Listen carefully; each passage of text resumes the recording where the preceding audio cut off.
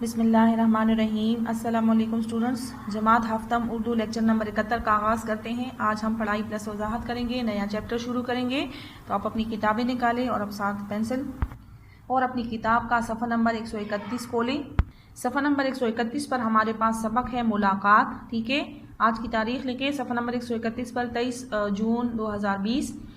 ملاقات جو ہے یہ عربی لفظ ہے، اس کا مطلب ہے میل ملاپ، اور یہ ہمارے پاس بطور اسم استعمال ہوتا ہے، ٹھیک ہے۔ اس سبق میں مصنف نے شہر اور گاؤں کے رہنے والے لوگ، شہر اور گاؤں کی زبانی، ٹھیک ہے، یہ بھی ہمارے پاس مکالمے کی صورت میں ہے۔ شہر اور گاؤں کے رہنے والے لوگوں کی زندگی بیان کی ہے کہ ان کی زندگی کے کون سے اچھے پہلو اور برے پہلو پر روشنی ڈالی ہے، اور گاؤں اور شہر جو ہے وہ ایک دوسرے کے ساتھ بات چیت کرتے ہیں اور اپنے شہر کے لوگوں کی حالات جو ہے وہ ایک دوسرے کے ساتھ بیان کرتے ہیں۔ تو چلے آئیے اس کی ریڈنگ شروع کرتے ہیں، پڑھائی پلس وضاحت کرتے ہیں، ساتھ ساتھ مشکل الفاظ کی معنی ہے، پینسل آپ کے پاس ہونی چاہیے، مشکل الفاظ کی معنی نوٹ کرتے جائیں۔ یہاں پہ نئے الفاظ ہے، پہلے اس کو دیکھ لیں۔ پہلا ہے مڈبیر۔ مڈبیر کا مطلب ہے آمنا سامنا، اشتیاق، شوق، پرنمود، ظاہر، مسحور کن، خوش کرنے والا، جادو کرنے والا، لہلہاتے۔ لہلہانے کا مطلب ہے جھومنا۔ ویسے جو کھیت ہوا چلتی ہے اور کھیتوں میں جو فصلیں لہراتی ہے تو اس کو کہتے ہیں لہلہانا۔ قدرت یزداں، اللہ کی طاقت۔ دقت، مشکل، مستفید، فائدہ اٹھانا۔ حیل و حجت، یہ دو الفاظ ہے، یہ مرکب عطفی ہے ہمارے پاس، واو حروف عطف کا استعمال ہوا ہے۔ حیل کا مطلب ہے بہانہ، ٹھیک ہے، بہانے بنانا۔ حجت کا مطلب ہے بحث و تکرار کرنا، ٹھیک ہے۔ لا یعنی بیہودہ، بے فائدہ، ٹھیک ہے، لا حاصل، جس کا کوئی وہ نہ فائدہ نہ ہو۔ لاج، عزت، حیات افروز، زندگی بڑھانے والا۔ گہوارہ، گود، پنگھوڑا بھی اس کو کہتے ہیں، مرکز بھی کہتے ہیں، ٹھیک ہے۔ دسترس، عبور، ٹھیک ہے۔ یہ تو ہمارے پاس نئے الفاظ ہو گئے۔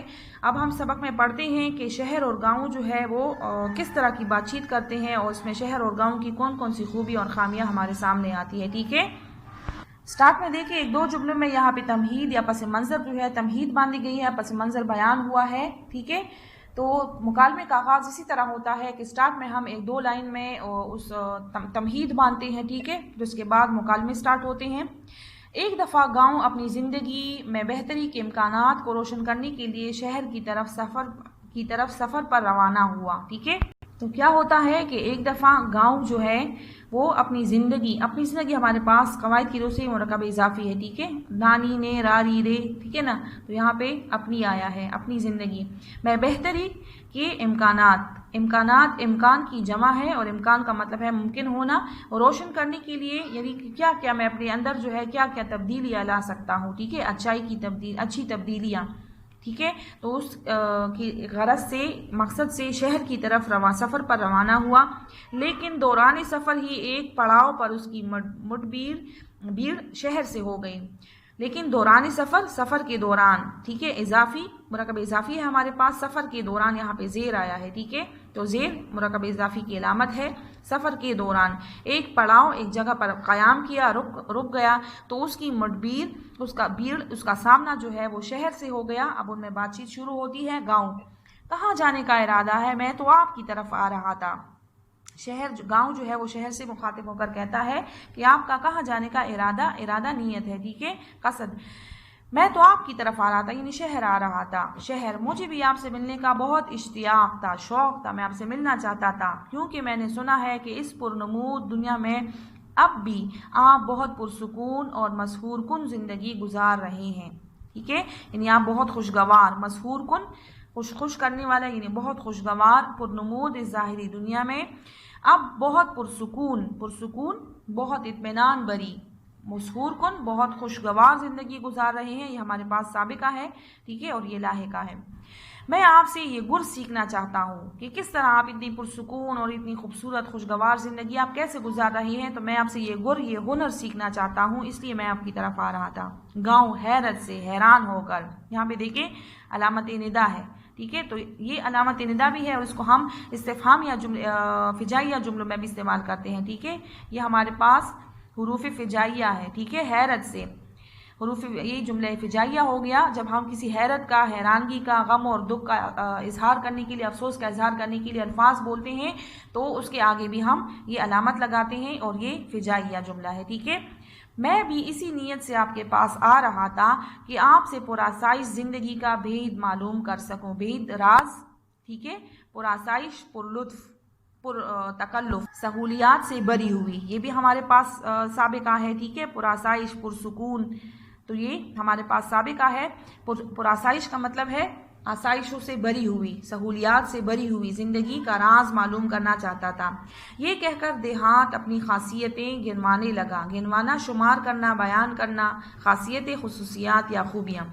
میں انسانی آبادی کا اولین گہوارہ ہوں، یعنی انسانی آبادی کا پہلا گہوارہ جو ہے وہ میں ہوں، یعنی انسان جو ہے، جب انسان کی آبادی کا آغاز ہوا، انسان ایک دوسرے کے ساتھ مل جل کر رہنے لگے، ٹھیک ہے، تو میں پہلا گاؤں بناتا۔ گاؤں جو ہے وہ چھوٹے پیمانے پر ہوتا ہے، وہاں پہ آبادی کم ہوتی ہے، ٹھیک ہے، پھر اس سے بستی بنتی ہے، جب 2-3 گاؤں ملتے ہیں تو وہاں پہ اس سے بستی بن جاتی ہے، اسے قصبہ بھی کہتے ہیں، ٹھیک ہے، اور پھر جب 2-3 قصبے ملتے ہیں تو بڑے پیمانے پر وہ شہر کہلاتا ہے۔ شہر میں آبادی زیادہ ہوتی ہے، سہولیات زیادہ ہوتے ہیں، رش، ٹریفک، سب کچھ زیادہ ہوتا ہے، ٹھیک ہے، سہولتیں۔ تو اب گاؤں کہتا ہے کہ میں انسانی آبادی کا اولین گہوارہ ہوں۔ گہوارہ کہتے ہیں گود کو، پنگوڑا، ٹھیک ہے، یا مرکز بھی یہاں پہ ہم اس کا استعمال کر سکتے ہیں کہ میں انسانی آبادی کا پہلا مرکز ہوں، یعنی انسانی آبادی کا آغاز مجھ سے ہوا۔ میری زندگی مصنوعی تکلفات سے پاک ہے۔ مصنوعی تکلفات، بناوٹ، جو انسان نے خود اپنی زندگی گزارنے کے لیے جو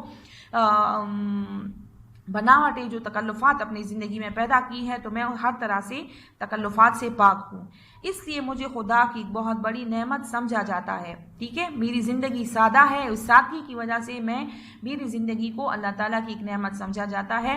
اگر فطرت قدرت کو اپنے اصل روپ کہتے ہیں شکل کو، ٹھیک ہے، آگے دیکھیں، میں دیکھنا ہو تو مجھ سے بہتر مثال آپ کو کہیں نہیں ملے گی، ٹھیک ہے نا، یعنی قدرتی نظارے جو ہوتے ہیں، قدرتی آب و ہوا، سادہ زندگی، سادہ لوگ، ہر طرح کی بناوٹ سے پاک، ٹھیک ہے، سادہ مزاج لوگ، اچھی طبیعت والے، خوش اخلاق، صحت مند لوگ، تو سادگی اور فطرت جو ہے وہ ہمیں گاؤں میں، دیہات میں ملتی ہے، ٹھیک ہے۔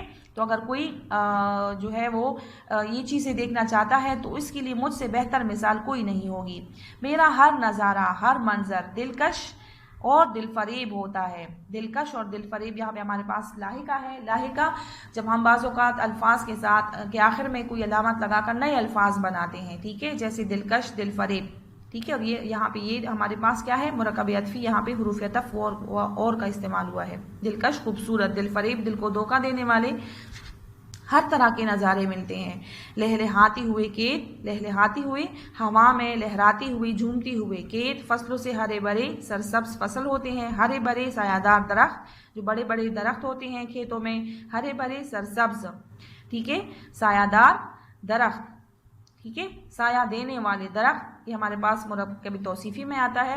اور کھلی فضا میں تاحد نگاہ خوبصورت منظر کی جمع، تاحد نگاہ، جہاں تک آپ کی نظر دیکھ سکیں، جہاں تک آپ کو نظر آئے، تو ہر طرف یہ خوبصورت لہلہاتے سرسبز شاداب کھیت اور کھلی فضا، کھلا ماحول آپ کو نظر آئے گا۔ یہ سب قدرت کے عطیے ہیں، عطیہ، انعام، تحفہ، یہ سارے اللہ تعالیٰ کے عطیے اور انعامات مجھے ملے ہیں۔ میں اپنے ماحول کو بہت پرسکون رکھتا ہوں، یہاں تک کہ میری آب و ہوا میں سانس لینے والی بھی توانا اور صحت مند رہتے ہیں۔ عام طور پہ بھی آپ سنتے ہوں گے کہ دیہات کے رہنے والے لوگ جو ہے وہ شہری لوگوں سے زیادہ صحت مند اور توانا ہوتے ہیں، ٹھیک ہے، کیونکہ وہ صاف ستھرے ماحول میں رہتے ہیں اور خالص خوراک کھاتے ہیں، ٹھیک ہے۔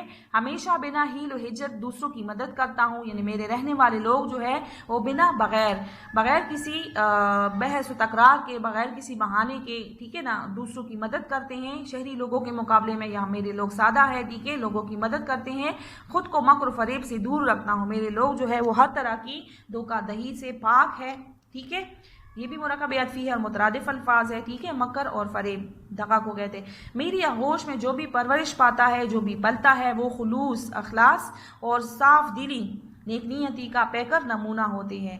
اپنی قسمت پر جو انہیں ملتا ہے وہ قناعت پسند ہوتے ہیں۔ صابر و شاکر قناعت پسند ہوتے ہیں، ٹھیک ہے نا، جتنا ان کو ملتا ہے بس اس پر صبر و شکر کرتے ہیں۔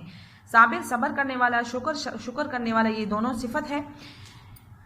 رہتا ہوں دوسروں کی خوشی میں اپنا سکھ دیکھتا ہوں، ٹھیک ہے نا، جب دوسرے لوگ خوش ہوتے ہیں تو مجھے خوشی ملتی ہے اور ان کے غم پر دکھی ہوتا ہوں، اور جب انہیں کوئی تکلیف پہنچتی ہے تو مجھے بھی تکلیف ہوتی ہے، ان کے دکھ اور ان کے سکھ میں میں دوسروں کے ساتھ شریک ہوتا ہوں۔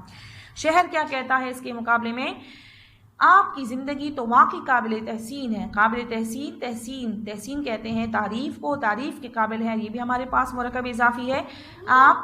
پھر آپ میری طرف کیوں آ رہے تھے جب آپ کی زندگی اتنی خوبصورت ہے، اللہ تعالیٰ نے آپ کو اتنے انعامات سے نوازا ہے، ٹھیک ہے، اور اتنی خوبصورت زندگی آپ کی پرآسائش پرسکون زندگی گزر رہی ہے، پرسکون اور دلکش، ٹھیک ہے، تو پھر آپ کیوں میری طرف آ رہے تھے؟ کیا آپ کی زندگی کا کوئی گوشہ ایسا بھی ہے جس سے آپ مطمئن نہیں؟ ٹھیک ہے، گوشہ کھونا، زندگی کا کوئی ایسا پہلو ایسا کھونا ہے جس میں آپ خوش نہیں ہیں، جس سے آپ مطمئن نہیں ہیں. گاؤں، جس طرح تصویر کے دو رخ ہوتے ہیں، ٹھیک ہے، اسی طرح میری ان تمام خوبیوں کے باوجود مجھ میں کچھ کمزوریاں ہیں، کچھ خامیاں بھی ہیں.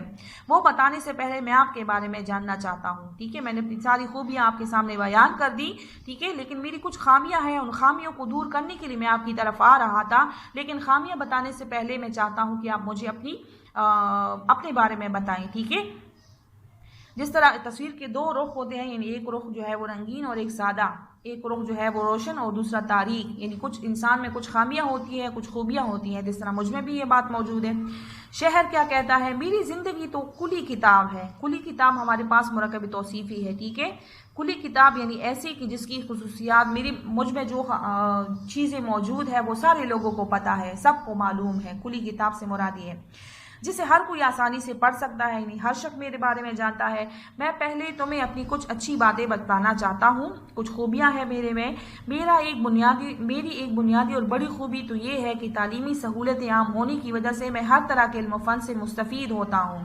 ٹھیک ہے، یہاں پہ ہم دیکھیں تو شہر جو ہے اپنے لوگوں کی ترجمانی کر رہا ہے اور گاؤں جو ہے وہ اپنے لوگوں کی ترجمانی کر رہا ہے. ٹھیک ہے، تو شہر کیا کہتا ہے کہ میری ایک بنیادی اور بڑی خوبی تو یہ ہے کہ تعلیمی سہولتیں عام ہیں. یہاں پہ جگہ جگہ اسکول، یونیورسٹیاں، کالجز ہیں، لوگ تعلیم حاصل کرتے ہیں. اس وجہ سے ہر طرح کا علم و فن جو ہے یہاں سے لوگ یہاں پہ مستفید ہوتے ہیں، فائدہ اٹھاتے ہیں. اس کے علاوہ بھی زندگی کی ہر ضرورت اور آسائش ہر وقت میری دسترس میں رہتی ہے.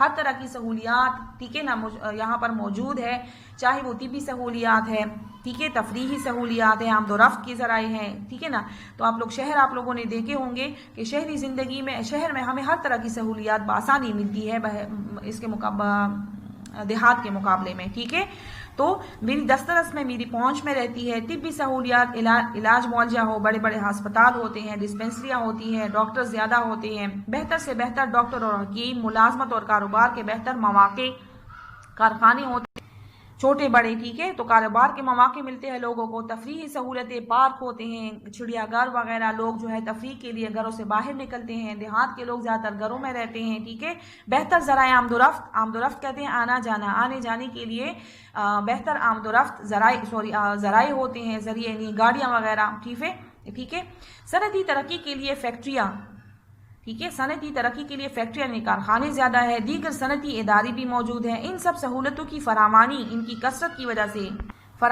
کثرت، زیادہ تعداد میں یہ سہولتیں مجھ میں بہت زیادہ ہے. میرے لوگوں کو یہ ساری سہولتیں وافر مقدار میں کثرت سے ملتی ہیں.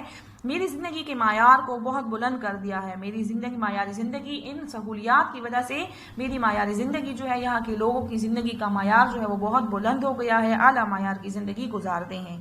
پھر گاؤں کیا کہتا ہے؟ اگر آپ میں یہ خوبیاں موجود ہیں تو پھر یہ سوچنا حماقت ہوگی، حماقت کم عقلی ہوگی کہ آپ کی زندگی کا کوئی تاریک پہلو بھی ہو سکتا ہے.